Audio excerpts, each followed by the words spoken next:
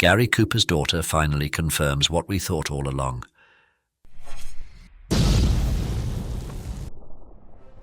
Think you know Gary Cooper, Hollywood's golden boy? Think again. Behind the scenes, the truth about this iconic star is far more intriguing than you ever imagined. With a career that's the envy of every actor in Tinseltown, boasting 2 Academy Awards and an astonishing 3 more nominations, Cooper's legacy as the 11th greatest screen legend, as declared by the American Film Institute, is undisputed. Yet beneath the glitz of those awards and the acclaim for his naturalistic acting lies a hidden layer of Cooper's life that's been shrouded in mystery until now. For over 2 decades, he dominated the box office. But what secrets was he hiding behind those captivating performances? In 1961, amidst the glitter of Hollywood's adoration, an honorary award added to his collection of accolades. But did it also conceal a controversial truth? Prepare to be shocked as we peel back the curtain to reveal the untold story of Gary Cooper, directly from those who knew him best. And don't forget to tell us which Hollywood legend's secrets you're dying to uncover next. Dive into the depths of Cooper's off-screen life as we uncover the real story behind the silver screen giant. Because YouTube will prioritize interactive videos, please comment OK if you find this video interesting. Thank you. Born Frank James Cooper on May 7, 1901, in the picturesque town of Helena, Montana, destined for greatness, Gary Cooper's early years were shaped by the untamed wilderness of the American West and the nurturing guidance of his remarkable parents. His father, Charles Cooper, was a man of many talents, a distinguished lawyer, a seasoned rancher, and even a respected justice of the Montana Supreme Court.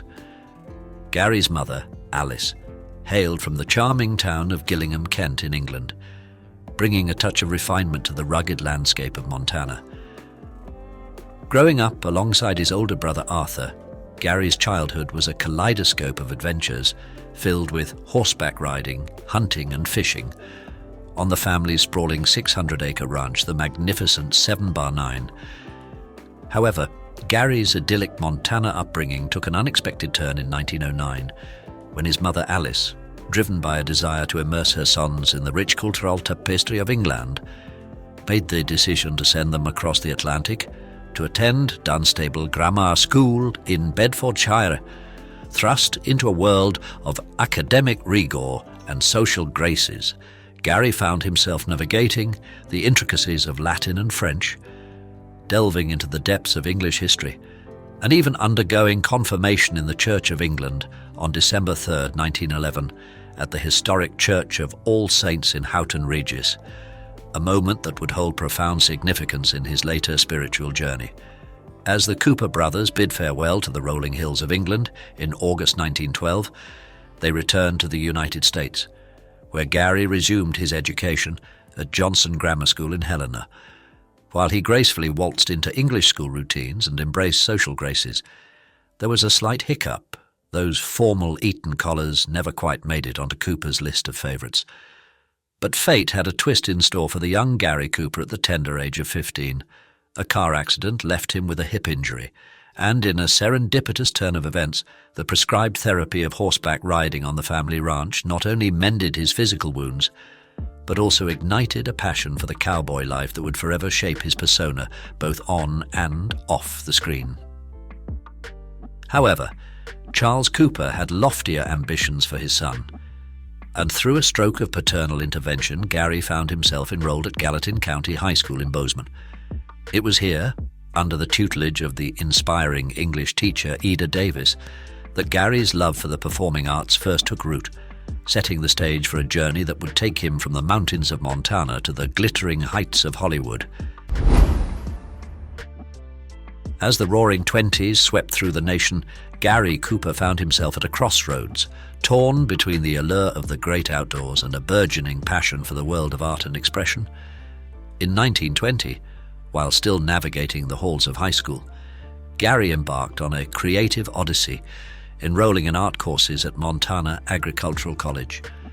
Inspired by the masterful works of Western artists like Charles Marion Russell and Frederick Remington, Gary's love for the visual arts blossomed, eventually leading him to the hallowed halls of Grinnell College in Iowa in 1922.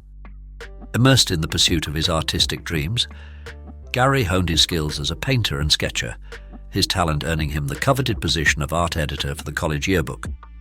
Yet the call of the wild never ceased to beckon, and during the sun-drenched summers of 1922 and 1923, Gary found himself drawn back to the majestic landscapes of Yellowstone National Park, where he worked as a tour guide, steering awe-struck visitors through the breathtaking vistas in the park's iconic yellow open-top buses.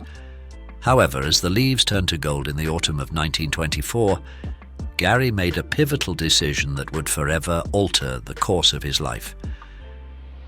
Leaving behind the world of academia, he journeyed to the bustling city of Chicago, determined to make his mark as a professional artist. But after a month of knocking on doors and facing the harsh realities of the art world, Gary returned to the warm embrace of his hometown, Helena, where he found solace in selling his distinctive editorial cartoons to the local independent newspaper. Little did Gary know that the winds of change were about to blow, carrying him towards a destiny that would etch his name in the annals of cinematic history. In a twist of fate, Gary's father Charles decided to pack his bags and venture to the glamorous city of Los Angeles in the autumn of 1924.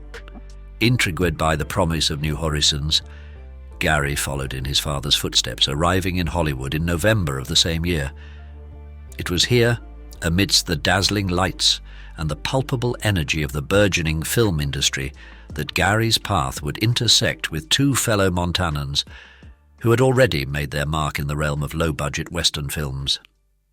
As the silver screen beckoned, Gary found himself irresistibly drawn to the magic of the movies.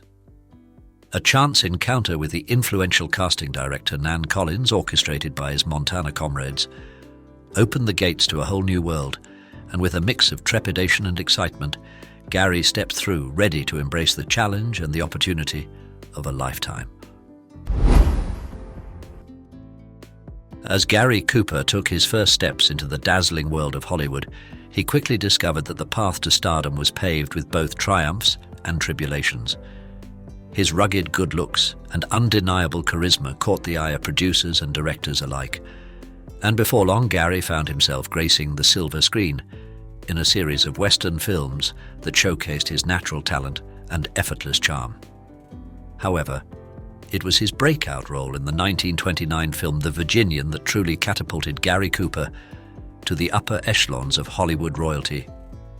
His portrayal of the titular character, a soft-spoken but fiercely principled cowboy, resonated with audiences and critics alike, cementing his status as a leading man and a force to be reckoned with in the industry.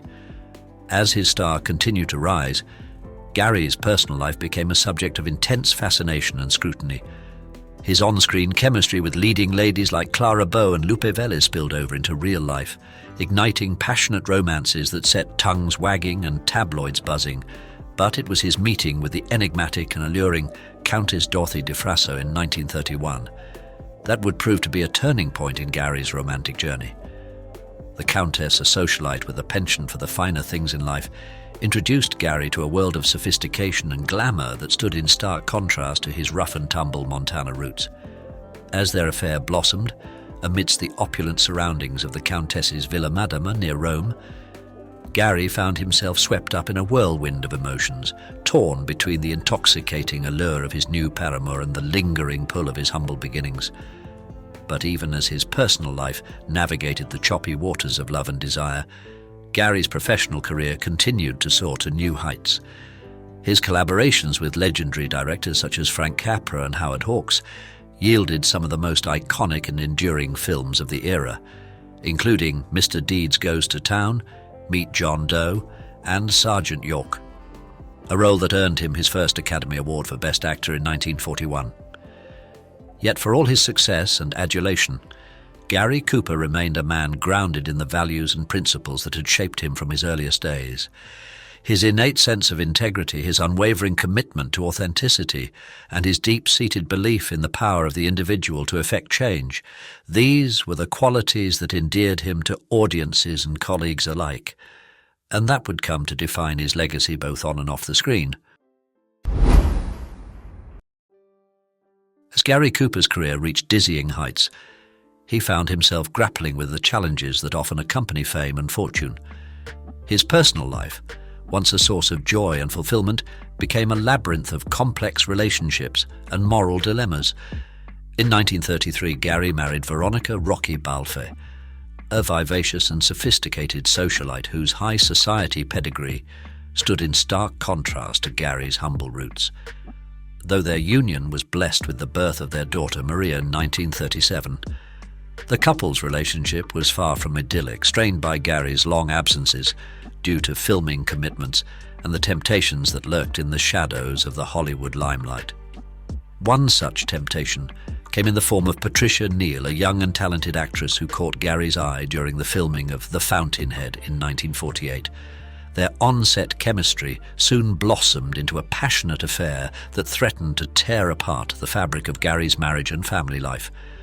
As rumors of their illicit relationship began to circulate, Gary found himself at a crossroads, torn between the intoxicating pull of new love and the steadfast commitment he had made to his wife and child. Amidst the tumult of his personal struggles, Gary continued to deliver electrifying performances on the silver screen. His portrayal of the enigmatic and uncompromising architect Howard Roark in The Fountainhead cemented his status as a master of his craft, while his turn as the iconic lawman Will Kane in the classic western High Noon earned him widespread acclaim and his second Academy Award for Best Actor in 1952. Yet, even as he basked in the glow of his professional triumphs, Gary found himself increasingly drawn to the spiritual and philosophical questions that had long stirred in his heart. His close friendship with the renowned author Ernest Hemingway, forged over a shared love of the outdoors and a mutual respect for the power of the written word, sparked a profound intellectual and spiritual awakening in Gary, one that would ultimately lead him to embrace the Catholic faith in his later years. As the 1950s drew to a close, Gary Cooper stood at the pinnacle of his career, a towering figure whose influence and impact extended far beyond the boundaries of the silver screen. His on-screen persona, a seamless blend of quiet strength, unwavering integrity, and boundless charm, had become an indelible part of the American cultural landscape, a symbol of the rugged individualism and moral fortitude that defined an era. Yet, even as he savored the fruits of his labors, Gary could not shake the sense that his greatest challenges lay ahead. The spectre of illness, which had long lurked in the shadows of his life, began to assert itself with a vengeance, and as the final curtain drew near, Gary found himself facing the ultimate test of his courage, his faith, and his indomitable spirit. As the 1960s dawned, Gary Cooper found himself confronting the most daunting challenge of his extraordinary life. In the spring of 1960, a routine medical examination revealed the devastating truth. Gary was battling an aggressive form of prostate cancer that had metastasized to his colon and lungs. With characteristic grace and quiet determination, Gary faced the grim prognosis head-on, undergoing a grueling series of surgeries and treatments that tested the limits of his physical and emotional endurance. Throughout his ordeal, Gary drew strength from the unwavering support of his family and friends, and from the deep well of faith that had become an increasingly central part of his life in recent years. His friendship with the renowned author Ernest Hemingway, which had blossomed over shared interest and a mutual admiration for the power of the written word, took on a new depth and poignancy in the face of Gary's illness. The two men, both giants in their respective fields, found solace and inspiration in each other's company, their conversations ranging from the profound to the playful as they grappled with the great questions of life, death, and the enduring legacy of the human spirit. So there are even rumors that there is gay love between them. As Gary's condition worsened, the outpouring of love and support from his legions of fans and colleagues served as a poignant reminder of the indelible mark he had left on the world of cinema and on the hearts of all those who had been touched by his performances.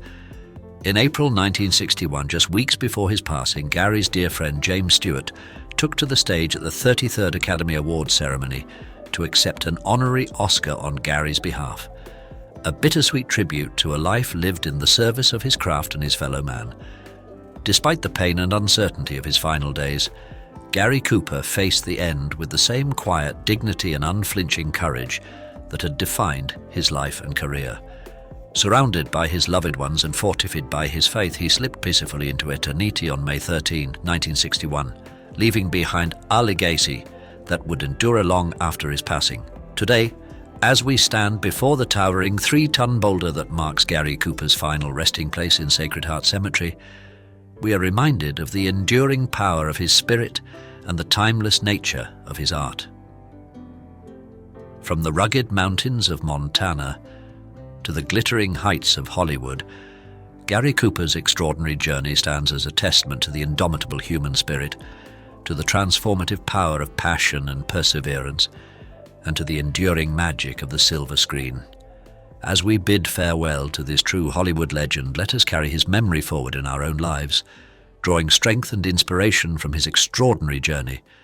Let us strive to emulate his courage, his grace, and his unrelenting pursuit of excellence in all that we do, both on and off the screen. Until next time, this is Iconic Inside, your window into the extraordinary lives of the legends who shaped an era. Thank you, and good night.